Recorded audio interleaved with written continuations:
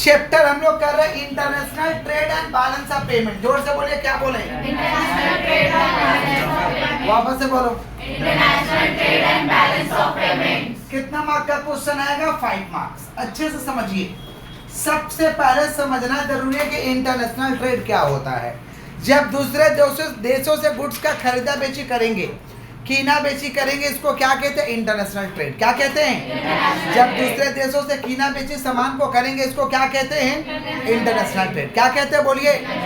International trade means buying and selling of goods beyond the geographical boundary of any country. Beyond the geographical boundary of, माने आप देश के सीमा के बाहर आप कुछ भी कीना बेची करोगे, वो कौन सा ट्रेड कहलाएगा? इंटरनेशनल। कौन सा ट्रेड? इंटरनेशनल। जैसे मान लो ये इंडिया है, देख रहे हैं ये इंडिया है, इंडिया है, ये है चाइना।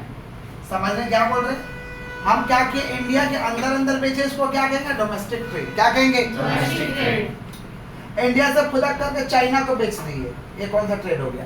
इंटरनेशनल। चाइना से कुछ खरीद लिए, इंटरनेशनल। बेचे तब भी इंटरनेशनल, खरीदे तब भी। चाइना को बेच दिए, बेचने को क्या कहते हैं? एक्सपोर्ट। क्या कहते हैं? एक्सपोर्ट। खरीदने को क्या कहते हैं? इंपोर्ट। बेचने को एक्सपोर्ट, खरीदने को इंपोर्ट। बेचने को एक्सपोर्ट। खरीदने को इंपोर्ट। बेचने को क्या कहते हैं? बताओ। एक्सपोर्ट। और खरीदने को इंपोर्ट। समझ पा रहे? तो दोनों के बीच के अंतर को कहते हैं बैलेंस ऑफ ट्रेड। दोनों के बीच के अंतर को क्या कहते हैं?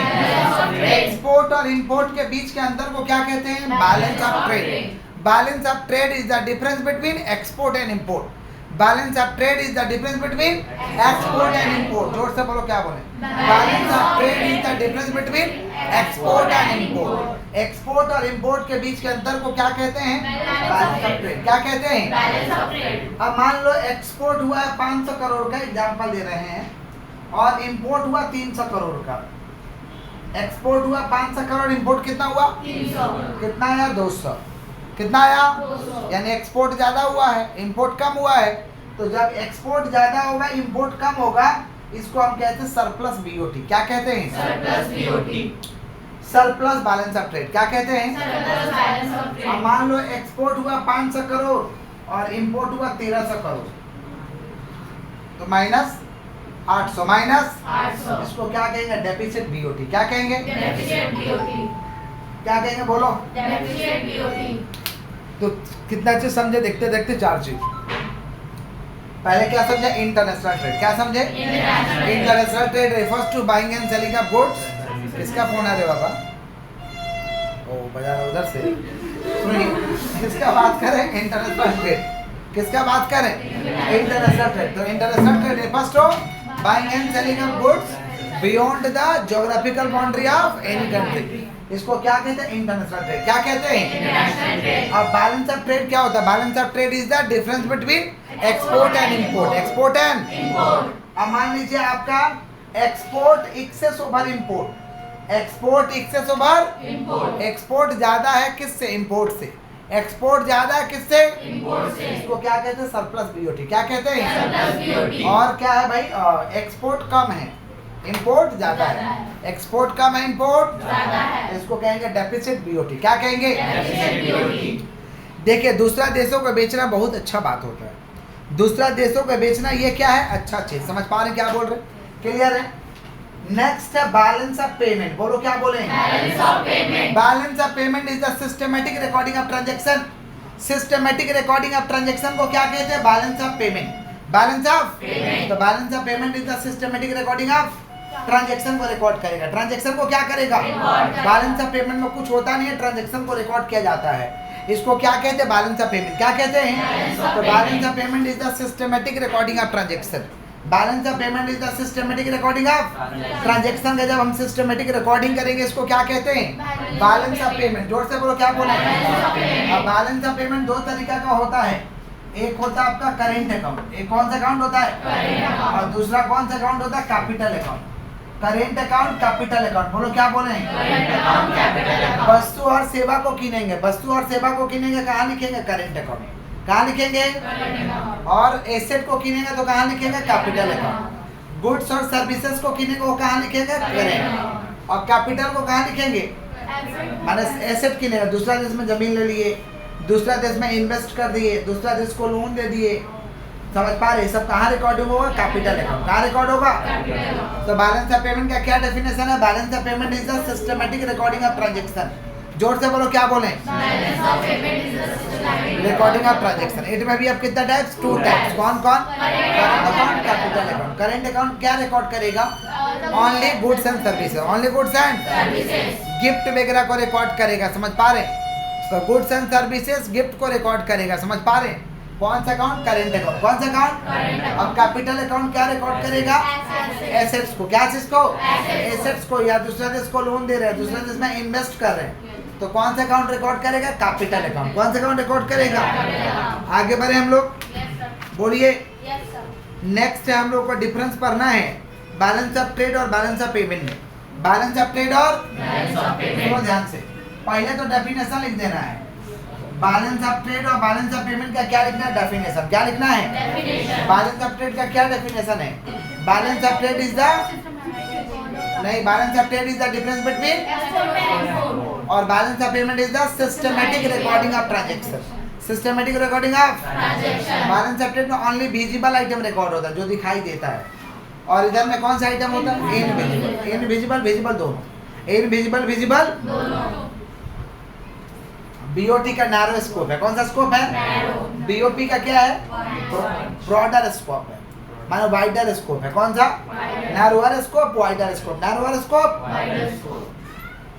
इसका डेफिसिट, इसमें अगर कोई नुकसान हुआ तो इसका सरप्लस से सेटअप कर सकते हैं, माने एडजस्ट कर सकते हैं। इसमें कोई नुकसान हुआ तो इसका सरप्लस से सेटअप कर सकते हैं, लेकिन इसमें डेफिसिट हुआ तो इसका सरप्लस से सेटअप नहीं कर सकते। माने बीओटी का डेफिसिट बीओपी का सरप्लस से सेटअप हो जाएगा। सेटअप माने एडजस्ट। सेटअप माने जैसे मान लो आप लोग कोई गलती करिएगा तो माफ कर दिया जाएगा, लेकिन आपके हेड ही कर देंगे गलती तो माफ नहीं किया जाएगा। समझ पा रहे क्या बोल रहे हैं? आप लोग कोई गलती करिएगा तो मान लीजिए आए ट्यूशन पढ़ने, कोई गलती किया तो जाकर हम ठीक संभाल देंगे। हम गलती कर देंगे तो आप लोग संभाल पाइएगा? नहीं संभालेगा। समझ रहे कि नहीं समझ रहे? यही होता है। तो बीओटी का डेफिसिट बीओपी का सरप्लस से सेटअप हो जाएगा, एंड बीओपी का डेफिसिट बीओटी का सरप्लस से सेटअप नहीं होगा। अब देखिए दूसरा देश से हम लोग क्या करते हैं, सुनिएगा ध्यान से। दूसरे देशों से गुड्स लेने के लिए हमें डॉलर देना होगा, नहीं तो सोना देना होगा।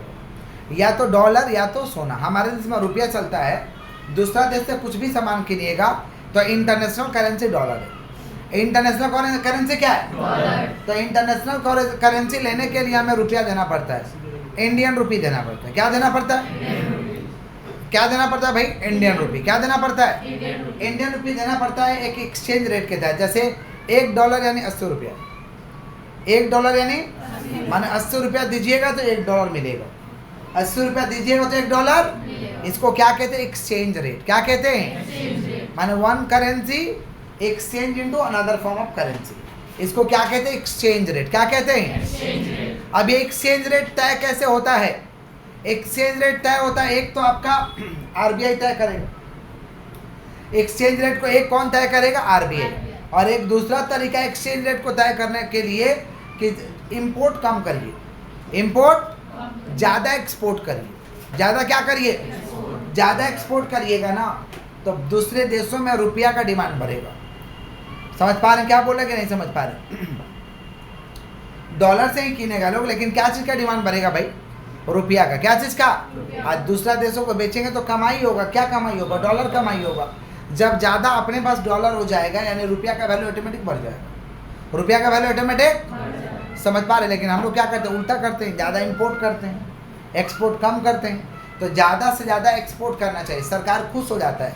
एक्सपोर्ट करने वाले से तो सरकार मोहब्बत करता है, बोलता है यही बहुत अच्छा इंसान है जो हमको क्या कमा के दे रहा है? डॉलर कमा के दे रहा है। क्या कमा के दे रहा है भाई? तो एक्सचेंज रेट तय कैसे होगा? एक्सचेंज रेट तय करने का 2 मेथड है, एक फिक्स मेथड है और एक फ्लेक्सिबल मेथड है। बोलो क्या बोले? एक फिक्स मेथड है और एक कौन सा? Flexible method. बोलो क्या बोले हैं? और फ्लेक्सिबल मेथड वही एक्सपोर्ट इंपोर्ट के आधार पे होता है फ्लेक्सिबल, और फिक्स के आधार पे कौन सा होता है? आरबीआई। आरबीआई भी इसको तय करने का कुछ भूमिका निभाता है, समझे? तो एक्सचेंज रेट कितना मेथड से डिटरमाइन होता है भाई? कौन कौन सा? Fix method, flexible method. Fix method जितना पढ़ाएं एक बार फटाफट रिवीजन करा दें।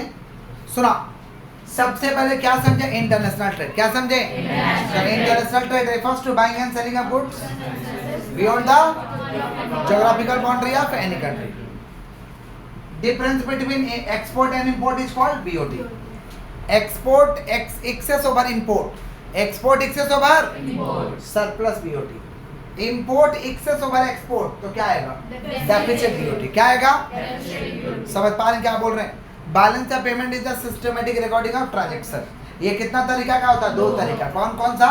Current account, capital account. Current में क्या लिखेंगे? गुड्स एंड सर्विसेज, गिफ्ट वगैरह। समझ पा रहे हैं क्या बोल रहे हैं? ये सब लिखते हैं करेंट में। कैपिटल में क्या लिखते हैं? एसेट्स वगैरह खरीदेंगे, इन्वेस्टमेंट करेंगे, लोन का लेन देन किया, वो सब कहाँ लिखेंगे? Capital account. कहाँ लिखेंगे हम लोग? अब एक्सचेंज रेट क्या होता है? One currency exchange into another form of currency, इसको कहते हैं एक्सचेंज रेट। क्या कहते हैं? जैसे डॉलर लेना है तो आपको कितना रुपया देना होगा? 100 रुपया। कितना देना होगा? एक्सचेंज रेट दो मेथड से तय होता है, एक होता है फिक्स एक्सचेंज रेट और एक होता है flexible. Fix exchange rate gold और आरबीआई के आधार पर तय करती है। गोल्ड के आधार पे और आरबीआई के आधार पे। समझ पा रहे? देश के लिए भी सोना बहुत मैटर करते हैं। आपके लिए गोल्ड मैटर करता है ना, हम लोग के लिए दो चीज़ मैटर करता है, कैश, गोल्ड। कैश और गोल्ड भी कैश ही है। गोल्ड भी 2 बजे रात को रुपया चाहिए, गोल्ड हाथ में रुपया मिल जाएगा। समझे? जमीन हाथ में कोई नहीं लेगा, घर हाथ में कोई नहीं लेगा, लेकिन गोल्ड लोग ले लेगा तुरंत। नहीं समझे? कुछ समझ, ज्वेलरी वाला से जान पहचान होगा, 2 बजे रात को पैसा दे देगा, सोना लेगा, पैसा दे देगा। नहीं समझे? नहीं तो मुथूट फाइनेंस वगैरह तो रात को खुला ही रहता है आजकल। दीजिएगा आपको पैसा मिल जाएगा, दीजिएगा आपको पैसा। तो गोल्ड भी आपका क्या है? कैश। समझ पा रहे हैं? क्लियर है क्या? तो फिक्स एक्सचेंज रेट कैसे तय होता है? रेट वहाँ पे आरबीआई के जरिए और गोल्ड के जरिए। किसके जरिए? गोल्ड के जरिए। देश के लिए भी गोल्ड जरूरी है और इंसान के लिए भी गोल्ड जरूरी है। इसलिए देखते हैं ना, मम्मी पापा लोग गोल्ड बना के रखते हैं। है घर में गोल्ड? बोलिए। ठीक है। फ्लैक्सिबल एक्सचेंज रेट कैसे तय होगा? एक्सपोर्ट और इम्पोर्ट के आधार पर। एक्सपोर्ट और इम्पोर्ट के ज़्यादा करोगे एक्सपोर्ट तो भाई आपका एक्सचेंज रेट कम रहेगा। माने हो सकता है कि 60 रुपया दे तो $1 मिल जाए, 60 रुपये देते $1 या 50 रुपये देते $1 मिले तो रुपया मजबूत होगा। तब तो रुपया मजबूत कैसे होगा? ज़्यादा एक्सपोर्ट करने पे होगा। ज़्यादा क्या करने पे होगा? रुपया मजबूत होगा। समझ पा रहे हैं? और ज़्यादा इंपोर्ट करोगे तो रुपया कमज़ोर होगा। रुपया तो कमज़ोर होते जा रहा है ना। डॉलर के $1 कितना रुपया? 80 रुपया। तो रुपया तो कमज़ोर हुआ। समझे क्या बोले कि नहीं समझे? क्लियर है? तो कितना मेथड से तय करते हैं? फिक्स और फ्लैक्सिबल। बोलो क्या बोले? डिफरेंस पर ना बीओटी का डेफिनेशन बोलो। BOT is the export and import और BOP is the systematic recording of transaction. Record कौन सा आइटम, इधर कौन सा आइटम को रिकॉर्ड करेंगे? कौन सा आइटम? और इधर में कौन सा item? Visible item. Narrow wider. Narrow deficit BOT adjust from surplus BOP. Deficit BOP can not adjust from surplus BOP. माने इसका नुकसान इससे सेटअप हो जाएगा, लेकिन इसका नुकसान इससे सेटअप नहीं होगा। समझ रहे क्या बोल रहे हैं? जैसे आप लोग कोई गलती करेगा तो पापा संभाल लेंगे, लेकिन पापा गलती करेंगे तो हम लोग नहीं संभाल पाएंगे। कैसे संभालेंगे? संभाल लेते हैं बट उतना नहीं संभाल पाएंगे। एक लेवल पे आने के बाद संभाल लेते हैं, एक लेवल पे आने के बाद संभाल तो लेते हैं बट थोड़ा सा जिंदा होना पड़ता है। संभाल तो लेते हैं। समझ पा रहे हैं? लेकिन यहाँ पे एडजस्ट नहीं होगा। यहाँ पे एडजस्ट क्लियर है क्या? पक्का। बुक खोलिए, मार्क करते हैं। इसी के साथ चैप्टर फिनिश। यस। हाँ तो balance of payment is always balance book में है। जो लोग वीडियो से कर रहे हैं पीडीएफ मिल जाएगा, डिस्क्रिप्शन में लिंक रहेगा। सबसे पहले समझे इंटरनेशनल ट्रेड। इंटरनेशनल ट्रेड माने दूसरे देश से कीना बेची करोगे, इसको क्या कहेंगे? International trade. Balance of trade is the difference between export and import. Export ज़्यादा होगा, इम्पोर्ट कम होगा, सरप्लस बीओटी। इम्पोर्ट ज़्यादा होगा, एक्सपोर्ट कम होगा, deficit BOT. Clear? Balance of payment is always balance. क्यों ऐसा होता है? क्योंकि इसके दो एस्पेक्ट है। प्रत्येक ट्रांजेक्शन के दो एस्पेक्ट है, डेबिट साइड और क्रेडिट साइड। डेबिट साइड और ये दोनों साइड क्या होता है? हमेशा बराबर होता है। इसलिए हम कहते हैं balance of payment is always balance, क्योंकि बैलेंस ऑफ पेमेंट का जो रिकॉर्डिंग होता है वो डबल इंटरेस्ट सिस्टम के आधार पर होता है। डबल इंटरेस्ट सिस्टम के आधार पर। अब बैलेंस ऑफ पेमेंट क्या है? सिस्टमेटिक रिकॉर्डिंग ऑफ ट्रांजेक्शन है। ट्रांजेक्शन का सिस्टमेटिक रिकॉर्डिंग करते हैं। इसमें दो अकाउंट होता है, एक होता है करेंट अकाउंट, एक होता है capital account. Current account, capital account. Current में क्या लिखते हैं? Goods and services. कैपिटल में क्या लिखते हैं? Goods and services as well as assets and liability. Assets and ये सब कहाँ लिखते हैं? कैपिटल में। कहाँ लिखते हैं हम लोग? एक्सचेंज रेट को आप दो तरीके से तय कर सकते हैं, एक है फिक्स एक्सचेंज रेट और एक है flexible. Fix exchange rate RBI और गोल्ड प्राइस के तहत होता है, और फ्लैक्सीबल एक्सचेंज रेट आप दूसरे देश का गुड्स का कितना डिमांड और सप्लाई कर रहे हैं, माने कितना एक्सपोर्ट कर रहे हैं और कितना इंपोर्ट कर रहे हैं, उसके आधार पर तय होगा। ज़्यादा एक्सपोर्ट कर रहे हैं, रुपया का वैल्यू बढ़ेगा। कम इंपोर्ट कर रहे हैं तो सॉरी इंपोर्ट ज़्यादा, एक्सपोर्ट ज़्यादा कर रहे हैं, रुपया का वैल्यू बढ़ेगा। ज़्यादा इंपोर्ट करें तो रुपये का वैल्यू कमजोर होगा। समझ पा रहे? तो एक क्वेश्चन पूछा है, explain the demand and supply theory of determining rate of exchange. Supply demand and supply theory में एक्सचेंज क्या फ्लेक्सिबल एक्सचेंज रेट को करना है। फ्लेक्सिबल एक्सचेंज रेट माने कभी बढ़ेगा कभी घटेगा। देखते हो कभी डॉलर बढ़ता है तो कभी घटता है, कभी बढ़ता भी है कभी घटता भी है। कारण क्या है? कभी कभी एक्सपोर्ट बढ़िया कर देते, कभी कभी एक्सपोर्ट बढ़िया करते हैं। क्लियर है क्या? आगे बढ़ते। नेक्स्ट पूछा था कि discuss the different components of debit side of balance of payment. Debit side of balance of payment का क्या बताना? कंपोनेंट्स बताना है। तो इसके कितने कंपोनेंट्स है? 4 कंपोनेंट्स है। कौन कौन से कंपोनेंट्स है? विजिबल एक्सपोर्ट्स, इनविजिबल एक्सपोर्ट, जो थोड़ा ऐसे हो गया। कैपिटल रिसिप्ट तो ऐसी हो गया। समझ पा रहे हैं क्या बोल रहे हैं? अनरिक्वेटेड रिसिप्ट, अनरिक्वेटेड चट हो गया। तो export visible, export invisible, visible invisible, capital receipt. समझ पा रहे हैं? और अनरिक्वेटेड रिसिप्ट, ये 4 डेबिट में लिखाएगा तो 4 क्रेडिट में भी लिखाएगा। तो यही कंपोनेंट्स है, कंपोनेंट्स को एक्सप्लेन करेंगे। समझ रहे क्या बोल रहे हैं कि नहीं समझ पा रहे? डिफरेंस हम लोगों को करना था बीओटी और बीओपी में। BOT is the difference between export and import. Balance of payment is the systematic recording of economic transaction. Narrow scope, wider scope. और रिकॉर्ड ओनली कौन सा आइटम? Visible item. ये कौन सा item? Invisible item. Deficit BOP adjust with the surplus of BOP and deficit BOP cannot be adjusted with the surplus BOP। IMF का full form होता है international monetary fund. International monetary और ये balance of payment में ना एक तो आपको बना देना है। समझ रहे? ये बनाना है। समझ रहे? क्रेडिट साइड और डेबिट साइड वाला अकाउंट्स को बनाना है। समझ रहे? अभी समय दे रहे हैं, पेज में तो जगह नहीं छोड़े हैं, ये मिस्टेक किए हैं। बनेगा कैसे? और वहाँ नहीं बनेगा तो आपको याद भी नहीं रहेगा। कैसे बनेगी? कैसे बनाएंगेगा? कुछ बुद्धि लग सकता है। पेज में पीछे भी जगह नहीं है ना, पीछे वाले पेज में जगह है, वहाँ पे पेपर अटैच हो जाएगा। कैसे अटैच करिएगा?